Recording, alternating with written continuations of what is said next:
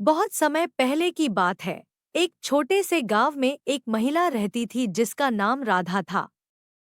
राधा बेहद सुंदर और दयालु थी। वह गांव के सभी लोगों की मदद करती थी और सभी उसे बहुत मानते थे। लेकिन उसकी सुंदरता और उसकी लोकप्रियता से कुछ लोग जलते थे। एक दिन गांव में एक रहस्यमयी बीमारी फैल गई। लोग अचानक बीमार पड़ने लगे और कुछ की मौत हो गई। गांव के लोग अंधविश्वासी थे और किसी दोषी की तलाश में थे।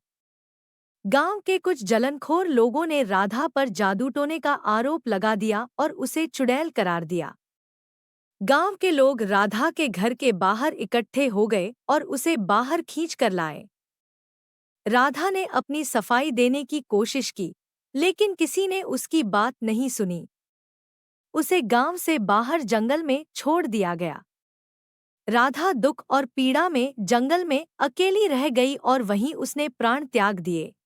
राधा की मृत्यु के बाद गांव में अजीब घटनाएं होने लगी। लोग रात को चीखने की आवाजें सुनते और उन्हें अजीब परछाइयां दिखाई देती। लोगों का मानना था कि राधा की आत्मा चुड़ैल बनकर वापस आई है और बदला ले रही है। गांव के बुजुर्गों ने फैसला किया कि राधा की आत्मा को शांति देने के लिए एक विशेष पूजा की जाए। गांव वालों ने मिलकर पूजा का आयोजन किया और राधा की आत्मा से माफी मांगी। इसके बाद गांव में घटनाएं बंद हो गईं और लोगों ने राहत की सांस ली। लेकिन कहते हैं, आज भी उस जंगल में राधा की आत्मा भटकती है। लोग उस जंगल में जाने से डरते हैं और राधा की कहानी सुनकर यह समझते हैं कि किसी निर्दोष पर झूठा आरोप लगाने और उसके साथ अन्याय करने का क्या परिणाम हो सकता है। इस तरह राधा की कहानी गांव वालों के दिलों में हमेशा के लिए एक सीख बनकर रह गई।